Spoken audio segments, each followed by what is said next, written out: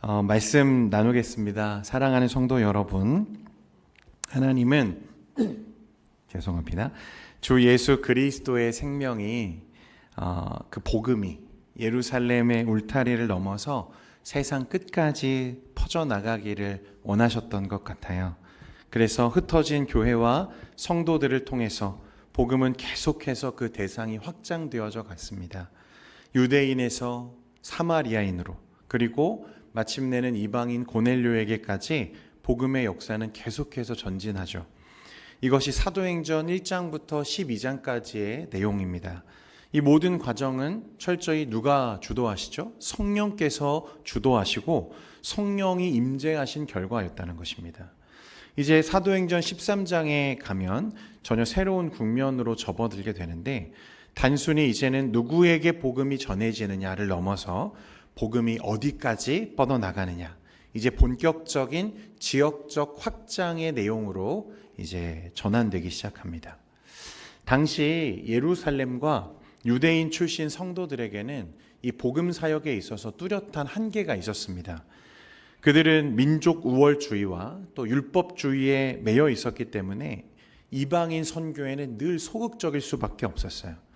하나님의 뜻이 땅끝과 이방인의 구원에 있다는 것을 지난 사역들을 통해서 그들도 알게 되었습니다. 이방인들도 예수를 믿으면 우리와 같이 생명을 누리는 하나님의 백성이 될 수 있구나. 그들이 그걸 알았어요. 알았지만, 머리로는 인정했지만 실제로 그런 삶을 사는 데에는 어떤 거죠? 주저하게 되는 거예요. 지난 역사 속에 이스라엘 백성들 그 세포 하나하나에 새겨져 있는 이 율법적인 삶 때문에 그렇습니다. 그래서 하나님은 이제 그 위대한 일을 이루시기 위해서 안디옥 교회와 그 교회의 지도자였던 사울과 바나바를 이 특별한 사역에 사용하시기를 원하셨다는 거예요. 여러분, 안디옥 교회는 정말 특별한 교회였습니다. 13장 1절에 보면 안디옥 교회 지도자들의 이름이 나오죠. 바나바와 니게르라 하는 시므온과 구레네 사람 루기오와 분봉한 헤롯의 젖동생 마나인과 그리고 사울이 이제 나옵니다. 출신 배경이 다 다르죠. 인종도 다릅니다. 피부색도 다 달라요. 사회적인 지위도 다릅니다. 겉으로 보면 절대 함께 할 수 없다고 여겨지는 사람들이 한 공동체를 이루고 함께하고 있는 거예요. 그냥 함께하는 것이 아니라 서로를 형제라고 부르고 생명을 나누는 관계로 동역하며 한 몸과 한 마음을 이루는 중이었습니다. 당시 세상이 놀랄 만한 일이었거든요. 말 그대로 정말 사자와 어린 양이 뛰놀고 어린이가 독사굴에 손을 넣어도 해함이 없는 참 사랑의 공동체. 교회는 바로 이런 곳이야 라는 것을 온 세상에 보여주는 곳이 바로 안디옥 교회였습니다. 모든 차별과 장벽을 뛰어넘어 그리스도의 복음의 열정을 가지고 사역하는 교회가 안디옥 교회였어요. 그래서 이 위대한 세계 선교의 여정의 출발점이 이 안디옥 교회였습니다. 그래서 이 안디옥 교회는 사람의 계획이나 정치적인 판단이나 그런 것으로 움직이지 않고 무엇으로 움직입니까? 성령으로, 성령 안에서 성령에 의하여 사울과 바나바를 복음 전도자와 선교사로 지금 세워 파송하고 있는 거예요. 교회의 본질이자 복음 확장의 주도권이 사람에게 있지 않고 오직 성령 하나님께 있음을 보여주는 위대한 장면이었습니다. 여러분, 마찬가지로 교회의 역사와 복음 확장은 지금도 누가 주도하십니까? 성령 하나님께서 주도하시는 줄 믿으시기를 바랍니다. 예루살렘 교회의 역사도 안디옥 교회의 역사도 결국은 성령께서 그 시대와 상황 속에 하나님의 뜻을 이루어 가시는 주권적인 사역이었다는 거예요. 그렇다면 여러분, 우리 동현교회는 누가 주도하십니까? 믿으십니까? 네. 여러분, 우리 동현교회도 성령 하나님께서 주도하시는 줄 믿으시기를 바랍니다. 여러분, 이것이 우리가 붙들어야 할 정체성이죠. 우리 공동체가 가져야 할 본질입니다. 그래서 사람이 주도하는 교회가 아니라 성령 하나님께서 인도하시고 역사하시고 이끌어 가시는 교회 되기를 소망합니다. 하나님은 그래서 저와 여러분을 통해서도 마찬가지로 이 시대에 하나님께서 명령하시는 땅끝으로 복음을 가져가기를 지금도 원하고 계시다는 거예요. 이제 오늘 저와 여러분이 읽은 사도행전 13장과 이제 앞으로 살펴볼 14장의 내용에 보면 이 세계 선교의 거대한 물꼬를 트게 되는 이 사도 바울의 이 1차 전도 여행을 기록하고 있습니다. 바울이요 생전에 3차, 3번에 걸쳐서 전도 여행을 다니는데 그 중에 1차 전도 여행을 기록한 말씀이 13장과 14장의 말씀이에요. 우리가 지난 시간에 성령의 파송을 받았던 바울과 바나바가 첫 번째 사역지였던 구브로 섬, 이 바보에서 바 예수의 눈을 멀게 하고 그 당시 그 지역의 최고 권력자였던 총독이 예수를 믿게 되는 그 말씀의 역사를 우리가 보게 되었죠. 그러니까 선교 여행을 떠나 첫 사역지에서 사역이었습니다. 쾌조의 출발이죠. 아주 성령이 강력하게 역사하는 순간이었습니다. 이제 바보에서 사역을 마친 이 바울의 일행이 다시 배를 타고 어디로 가게 되냐면 밤빌리아에 있는 버가라고 하는 지역에 가게 됩니다. 오늘날로 치면 튀르키예의 남부 지역인데요. 사진 한번 보여주십시오. 네, 사진에 보시면 여러분 저 오른쪽 끝에 있는 안디옥, 밑에 시리아라고 써있는 그 안디옥이 출발한 안디옥 교회가 있는 지역이고요. 거기서 밑으로 가보면 섬, 구브로 섬의 바보 지역이 지난 시간에 우리가 살펴봤던 그 첫 번째 사역지였습니다. 그리고 그 사역을 마치고 이제 어디로 가게 되냐면 배를 타고 다시 저 버가라고 하는 지역에 지금 가게 되었다는 거예요. 네, 사진 내려주십시오. 그런데 여기서 문제가 이제 발생합니다. 안디옥부터 함께 동행해 왔던 이 요한이라고 하는 사람이 무리를 이탈해서 예루살렘으로 돌아가는 일이 발생해요. 우리 13절 말씀 앞에서 읽었지만 한 번 더 같이 읽겠습니다. 13절 말씀입니다. 시작. 바울과 및 동행하는 사람들이 바보에서 배 타고 밤빌리아에 있는 버가에 이르니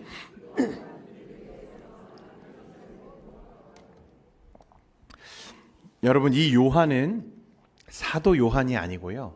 마가라고 부르는 요한입니다. 여러분도 잘 아시는 것처럼 후에 마가복음을 기록한 사람이 이 요한입니다. 그리고 성령의 역사가 일어났던 마가의 다락방, 여러분 오순절 성령께서 강림하셨던 그 곳이 마가의 다락방이잖아요. 그 마가가 누구냐면 이 요한입니다. 그 다락방의 주인인 거죠.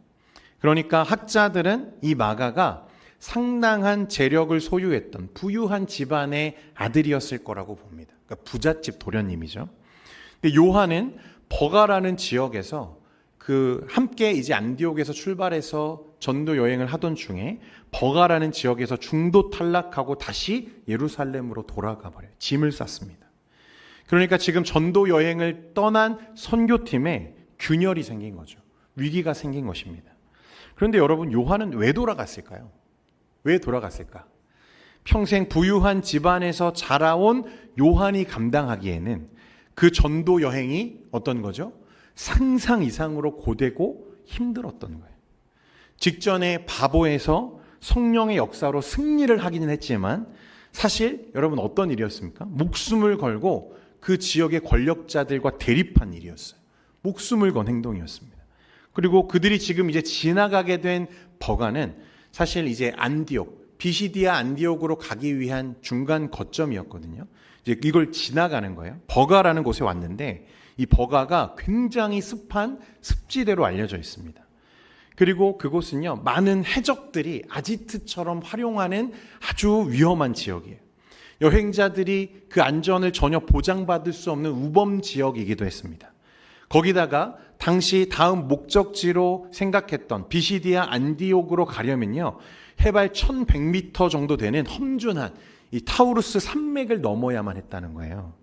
그러니까 이 전도 여행은 어떤 여행이었냐면 정말 극한의 위험과 환경에 날마다 노출될 수밖에 없는 험난한 여정이었다는 것입니다. 그러니까 그 과정 속에서 요한의 멘탈이 지금 어떻게 된 거예요? 터진 거예요. 난 도저히 못 가겠다. 여러분 혹시 거지순례라는 말 들어보셨습니까?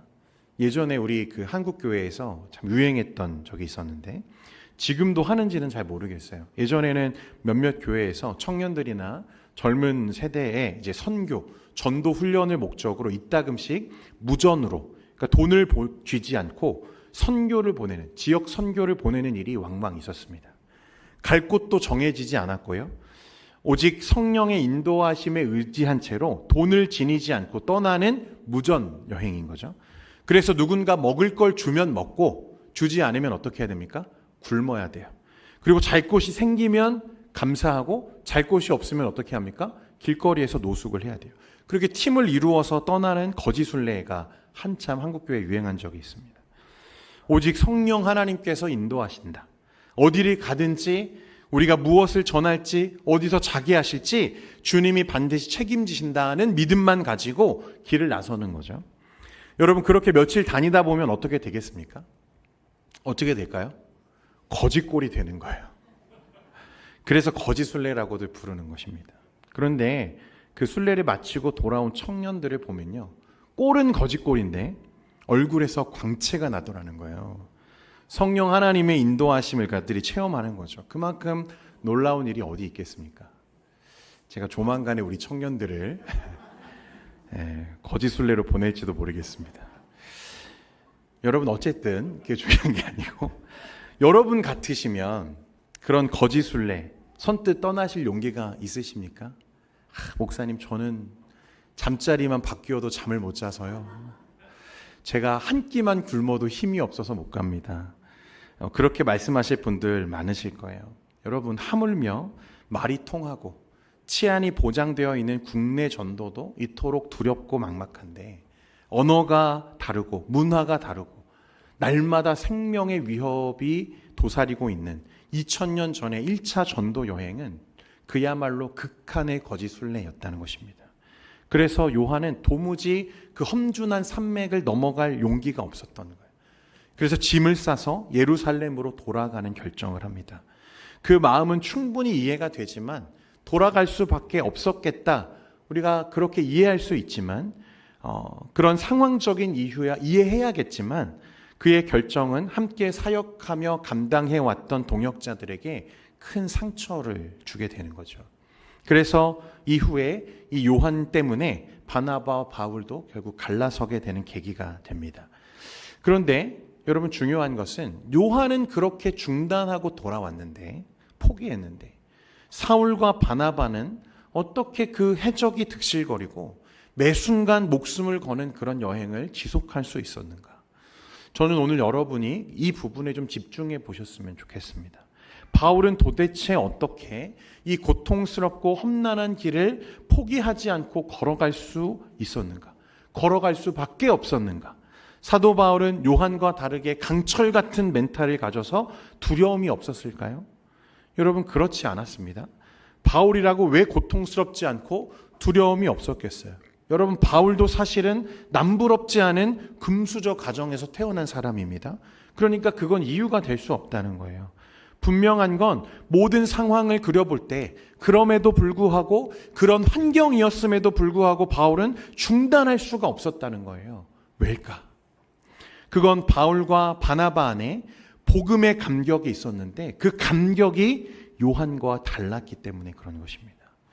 여러분, 오해하지 마십시오. 요한에게는 믿음이 없었다고 말하는 게 아닙니다.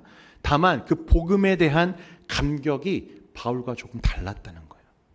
여러분, 당장 우리 교회만 봐도요, 우리는 지금 같은 예배를 드리고 같은 설교를 듣잖아요. 복음에 대한 이야기를 우리가 날마다 듣습니다. 그런데 우리 모두의 신앙의 온도가 다 같습니까? 다 다르잖아요. 어떤 분들은요, 복음을 들어도요, 냉랭해요. 마음에 아무런 동요가 없어요. 교회에는 나오고 있지만 사실은 복음에 그렇게 관심 없는 분들도 계십니다. 또 어떤 분들은 복음을 듣는 그 순간에는 은혜를 받아요. 그리고 그 순간에는 인정합니다. 그래, 잘 믿어야지. 예수님 잘 믿어야지. 그런데 그뿐이라는 거예요. 그 복음이 내 삶을 변화시키지는 못하는 경우도 덜어 있습니다. 그런데 또 어떤 분들은 그 복음에 평생을 사무쳐서 감격하다가, 그래서 그때부터는 복음적인 삶을 살기 시작하고 열정적으로 교회를 섬기고 헌신하기 시작하는 분들도 계시다는 거예요. 왜 이렇게 차이가 나는가? 같은 복음을 듣더라도 복음에 대한 감격이 다 다르다는 것입니다. 요한과 바울은 둘 다 분명 귀한 믿음의 사람들이지만 그 순간 복음에 대한 감격은 같지 않았다는 거예요. 여러분, 로마서 1장 16절에 보면 바울이 뭐라고 고백합니까? 우리 같이 한번 읽겠습니다. 로마서 1장 16절입니다. 시작. 내가 복음을 부끄러워하지 아니하노니 이 복음은 모든 믿는 자에게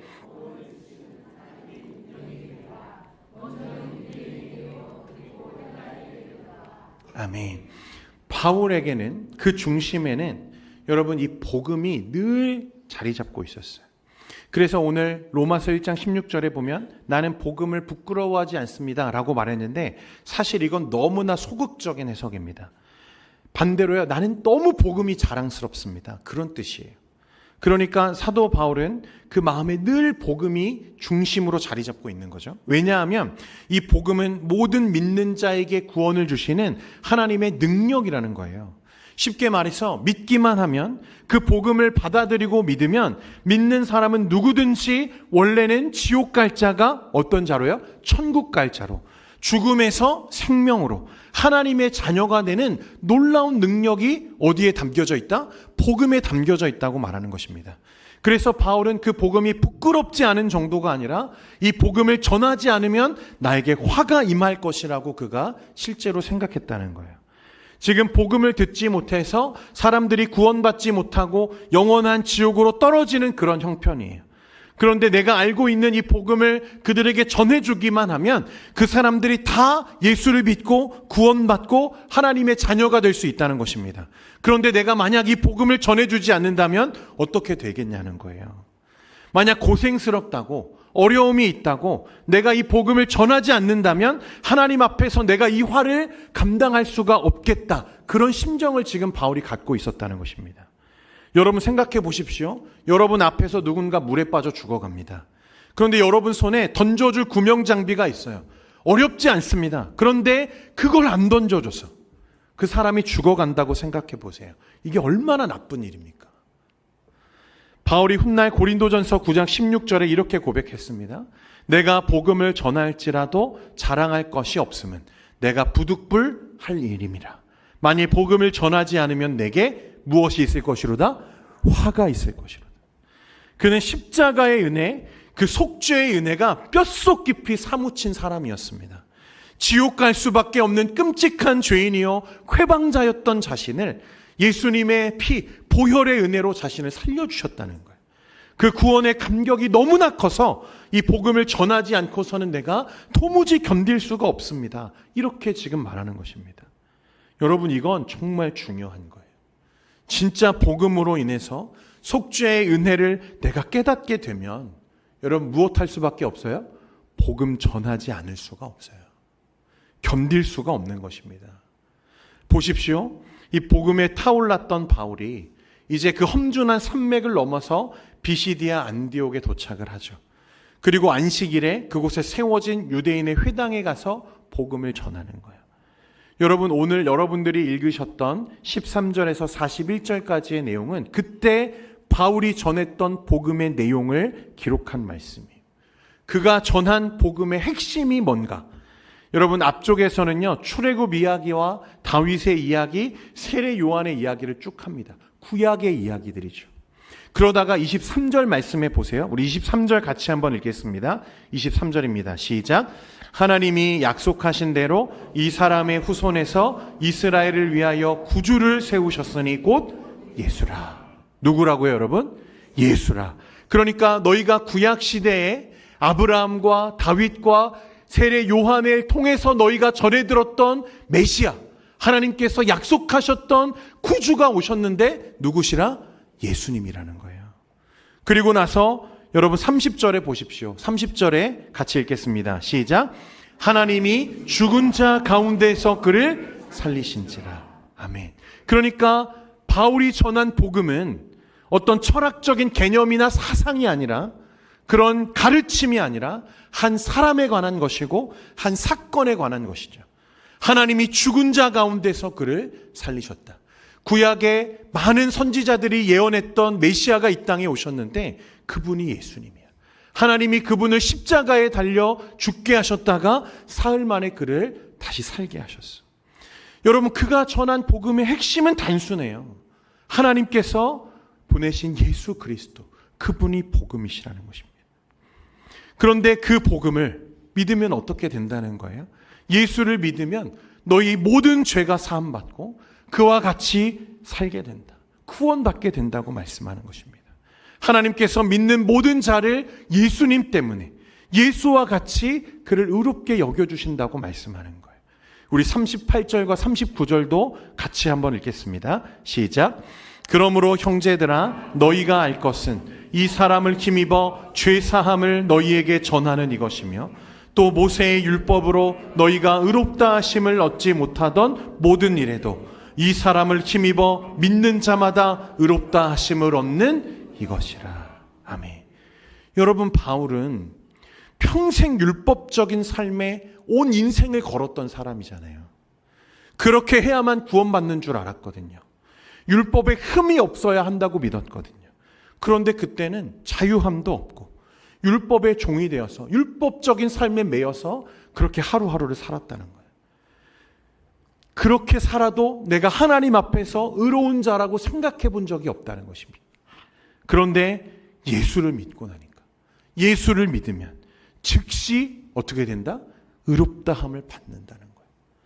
그동안의 삶이 전부 헛수고였고 진짜 진리, 생명의 복음이 있다는 것을 예수님을 만나고 나서 그가 깨닫게 된 것입니다. 이걸 알고 나니까, 깨닫고 나니까 견딜 수가 없어요. 나 같은 죄인을, 교회를 핍박하고 예수를 믿는 사람들을 잡아 죽이려고 했던 회방꾼이었던 나를 십자가의 은혜로 불러주셔서 다시 살게 하신 그리스도의 은혜에 내가 사무치게 감사했다는 것입니다. 그리고 나서 여러분 보니까 내 옆에 나와 같은 사람이 있어요, 없어요? 너무 많은 거예요. 여전히 율법적인 삶에 매여서 율법의 종이 되어서 예수를 알지 못하고 죽음 가운데 거하고 있는 많은 사람들을 보니까 견딜 수가 없는 것입니다. 그래서 이 복음 전하는 일에 대해서 견딜 수가 없는 거죠. 전해주고 싶어서. 그래서 여기서 전하고 나면 빨리 저기 가서 전하고 싶고, 또 저기 가서 전하고 나면 정말 땅끝까지 내가 복음을 전해야겠다, 이런 마음이 굉장히 간절했다는 거예요. 사랑하는 여러분, 오늘 이 시간에 저와 여러분의 삶에도 이 질문을 좀 던져봐야 됩니다. 여러분, 이 복음의 감격이 있으십니까? 여러분 정말 감격하고 계세요? 아마 여러분들이 그동안 교회에서 복음에 대한 이야기들을 한두 번 들으신 게 아닐 겁니다. 그런데 문제는 복음이 뭔가 그것을 아는 게 아니라 그 복음의 감격이 있느냐 없느냐가 중요한 거예요. 왜냐하면 내가 정말 속죄의 복음, 그 은혜를 마음 깊이 믿었다면 여러분 감격하지 않을 수가 없기 때문에 그래요. 내가 정말 복음을 믿었는데, 예수의 십자가를 사무치게 만났는데 그 복음이 나를 감격시키지 못한다면 죄송하지만 그건 복음이 변질된 것입니다. 복음이 변질된 거예요. 여러분, 복음은 원어로 유앙겔리온이라고 하고 영어로 하면 굿뉴스입니다. 기쁜 소식이죠. 구원의 복된 소식이라는 거예요. 만약 여러분들이 올림픽 선수라고 한번 생각해 보십시오. 올림픽에 나가서 정말 극적으로 금메달을 땄습니다. 여러분, 개인적으로도 그렇고 국가적으로도 얼마나 영광스럽습니까? 얼마나 기쁘겠어요. 그 시상대에 올라서 막 태극기가 펄럭이고 애국가가 막 울려 퍼지는, 여러분 얼마나 기쁨이 가득한 날입니까? 그래서 만약 내가 그렇게 값진 금메달을 땄다면 여러분 어떻게 하고 싶을까요?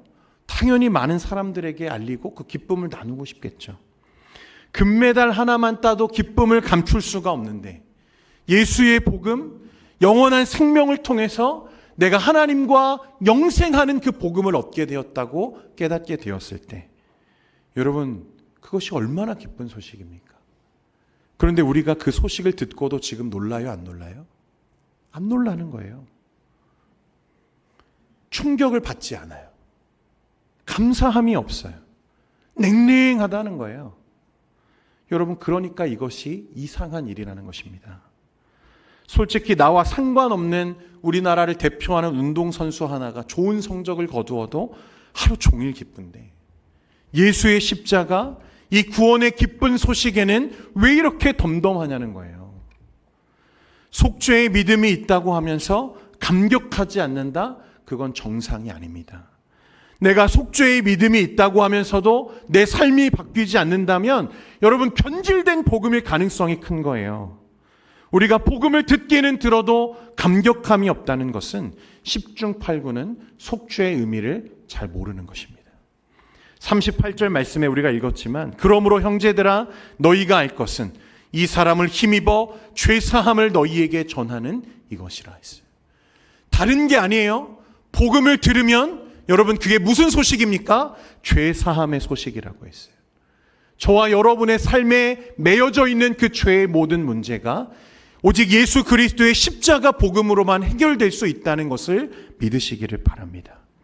그리스도의 속죄, 주님의 십자가가 나를 속량했다는 것, 그것을 진짜 알려면 반대로 내가 얼마나 절망스러운 죄인인지를 먼저 깨달아야 돼요. 내가 얼마나 절망스러운 죄인인지를 깨달아야 되는 거예요. 내가 죄인이라는 사실을 모르니까 그 예수의 복음, 속죄의 복음에 대해서 들어도 별 반응이 없습니다. 잘 모르겠는 거예요. 제가 계속 강조했습니다만 여러분, 한국 교회는요 정말 보통 교회가 아닙니다. 하나님이 귀히 여기시는 순교자의 피 위에 세워진 교회가 한국 교회예요. 여러분, 우리는 그런 믿음의 세대입니다. 그래서 사실 여러분, 멀리 보지 않아도요, 우리 한국 교회만 보더라도 정말 존경할 만한 믿음의 선배들이 많이 계세요. 그 중에 한국 교회 부흥에 큰 역할을 하셨던 이용도 목사님이 계시는데, 이 목사님이 원래는 독립운동을 하시다가 중간에 이제 예수를 믿고 목사가 됩니다. 처음에는 그렇게 열정적인 목회자가 아니었어요. 오히려 사회운동과 독립운동에 심취해 계셨던 분입니다. 그래서 사역과 교회에는 별 관심을 두지 않다가, 그러다가 우연히 한 교회의 부흥집회 강사로 초청을 받아서 이분이 가게 됩니다. 그날 설교를 하다가, 부흥회를 인도하다가 설교를 듣는 사람도 아마 은혜 받았겠지만 그날 설교하는 이 이용도 목사님에게 성령이 임하세요. 그래서 이미 안수를 받고 목사였지만 예수 그리스도의 복음과 속죄의 은혜에 대해서 깊은 감동이 원래 없었거든요. 목사도 그럴 수 있다는 거예요. 그런데 이분이 그날 큰 은혜를 받고 이제 성령에 심취하기 시작합니다. 그분이 훗날 쓴 일기장에 보면요, 어떤 말이 있냐면, 은혜 받은 이후에는 밥을 잘 먹을 수가 없었대요. 그러니까 이전과 달라진 게 있다면, 은혜 받은 이후에는 내가 밥을 잘 먹을 수가 없었다. 이렇게 국과 밥을 차려놓은 상을 받으면 그렇게 눈물이 나서 밥을 먹을 수가 없더라는 거예요.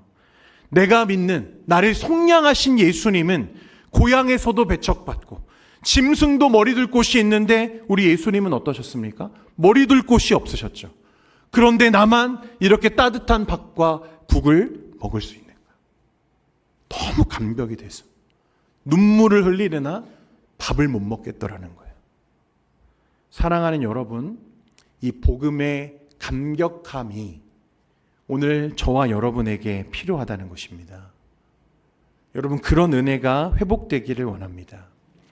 복음은 같은 복음인데 도대체 누구는 생명도 아까워하지 않고 복음을 증거하는 삶을 살고, 어떤 분들은 복음을 배척하고 멸시하고 있는가? 여러분, 복음은 듣지만 자기 죄의 실상을 깨닫지 못하면 그렇게 되는 거예요.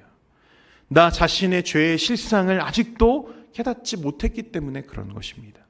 그러니까 진짜 속죄, 그리스도의 복음, 그 의미를 깊이 알게 되면 그는 복음에 감격하기 시작해요. 그리고 복음에 감격한 사람만이 복음적 삶을 살기 시작해요. 복음적 삶을 살기 위해서 마주해야 하는 고난과 역경을 감내하기 시작해요. 오늘 그래서 누가 포기하지 못한 거예요? 바울이 포기하지 못한 거예요. 중간에 돌아올 수가 없었다는 거예요. 사랑하는 성도 여러분, 여러분에게 이 복음의 감격이 회복되는 은혜가 있으시길 바랍니다. 여러분, 지난 시간에 제가 여러분들에게 태신자 작전 카드 나눠드렸잖아요. 혹시 가지고 계신 분 계십니까? 다 어디다 버려두셨습니까? 이거 나눠드리니까 어떤 분이 그러시더라고요. 우리 목사님 드디어 본색을 드러내시는구나. 한 명당 30명을 적으라고 하니까 다들 놀라셔가지고 이제 교회의 성장에 막 목사님 욕심을 내시는구나. 여러분, 그 리스트는요, 그들을 향한 초청장이 아니라 여러분들을 향한 초청장입니다. 2000년 전에 사도 바울이 떠났던 전도 여행, 복음의 은혜에 사무쳐서 죽음을 불사하고 떠났던 그 전도 여행, 배를 타고 험준한 산맥을 넘고 강도와 해적의 위협을 무릅쓰고 복음을 전했던 사도 바울의 전도 여행으로 여러분들을 지금 초청하시는 거예요. 30명 인원 채우는 거, 여러분 그거 중요한 거 아닙니다. 물론 제가 다 받을 겁니다. 네, 끝까지 찾아가서 받을 건데요. 여러분 그들 한 명도 안 와도 괜찮아요. 하지만 중요한 건 우리가 예수의 십자가를 회복하자는 것입니다. 할렐루야. 그래서 그날은 태신자 전도 초청 주일이지만 태신자 전도 초청 주일이라고 쓰고 우리는 대각성 전도 집회라고 했으면 좋겠어요. 누가 각성하는 거예요? 내가 각성하는 거예요. 하나님이 내 영혼을 깨우시는 거예요. 그런데 여러분, 복음의 감격이 그래서 회복되어야 된다는 것입니다. 저 죽어가는 영혼들, 다른 누구도 아니잖아요. 나에게 가장 가까이에 있는 사람들, 나에게 가장 귀한 사람들, 가장 복음이 시급하다고 필요하다고 여겨지는 사람들. 그래서 내가 복음의 구명줄을 던져주지 않으면 예수 없이 죽을 수밖에 없는 사람들, 그들에게 복음 전하자는 거예요. 그런데 그러려면 고난을 감수해야 돼요. 물질과 시간을 희생해야 돼요. 그렇게 선을 베풀고도 욕을 먹고 멸시와 또 거절을 당해요. 실패와 좌절을 경험해야 됩니다. 대놓고 면박을 주기도 해요. 너나 잘해라. 너나 믿고 천국 가라. 그런 모욕을 당할지도 몰라요. 그런데 그런 여러분 고난의 길을 감내하고 넘어가려면 우리에게 뭐가 필요해요? 복음의 은혜가 필요한 거예요. 여러분 다시 십자가 앞에 서는 여러분 되시기를 축원드립니다. 그래서 예수 십자가에 사무친 사람들, 속죄의 은혜에 깊이 잠식된 사람들만이 바울처럼 그렇게 사는 거예요. 저는 동현교회에 사람 많이 모이는 거 꿈꾸는 게 아닙니다. 저와 여러분들의 마음에 복음의 불이 다시 지펴지기를 꿈꿉니다. 우리의 심령에 예수의 복음이 다시 살아나서 예수님 이름만 들어도 눈물이 나고 속죄의 은혜에 사무쳐서 주님을 전하지 않고서는 견딜 수 없는 그런 사람들 되셨으면 좋겠어요. 여러분 그런 동현교회 되기를 소망합니다. 제가 설교하다가 중간중간에 이 복음에 울컥해서 막 눈물 흘릴 때가 있잖아요. 사람들이 저를 보면 우리 목사님 우리 감정적인 분이시구나 이렇게 생각하는 분들이 많습니다. 여러분 그런데 굉장히 의외로요, 저는 이성적인 사람이에요. 제 MBTI가요 좀 굉장히 이성적인 사람입니다. 안 믿으시는 것 같은데 여러분 그런데 저는 이 복음에 대해서 얘기하면 지금도 가슴이 막 떨려요.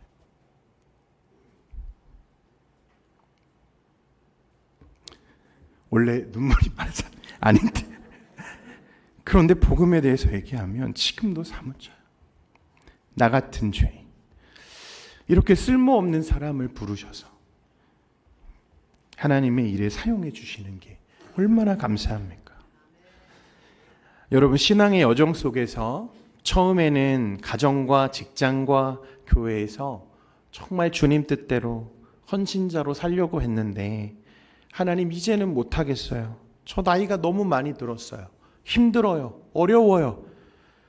여러분 그래서 요한처럼 중간에 중단하신 분들도 계신 줄 압니다. 여러분 사실은 근데 일이 힘든 게 아니에요. 눈앞에 장벽이 어려운 게 아닙니다. 십자가의 복음의 감격을 어느 순간 우리가 잃어버린 거예요.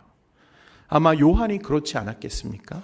여러분 처음부터 요한이 믿음이 없는 사람이 아니잖아요. 순간 그 두려움에 너무 큰 고난에 십자가를 놓친 것입니다. 그런데 여러분, 너무 걱정하지 마십시오. 주님의 십자가는 우리를 얼마든지 다시 일으키시기 때문에 그렇습니다. 여러분, 이 요한도 후에 바나바의 도움으로 다시 일어나죠. 그래서 함께 신실한 복음 사역과 말씀 사역을 감당하게 돼요. 그래서 마가복음, 가장 최초의 복음서라고 알려져 있는 마가복음을 그가 기록하잖아요. 여러분, 하나님께서 오늘 그 은혜를 저와 여러분에게 주시기를 축복합니다. 십자가를 다시 붙잡으면 돼요. 우리가 이 십자가 복음의 감격으로 다시 무장해서 기도의 무릎을 꿇기 시작할 때 하나님께서 넉넉히 우리를 이기게 하실 줄 믿습니다. 그 길이 아무리 험난하고 타우루스 산맥이 아무리 높아 보여도 넉넉하게 넘어가게 될 줄 믿습니다. 이 거룩한 전도 여행, 하나님이 그 길로 여러분들을 지금 이끌어 가시는 거예요.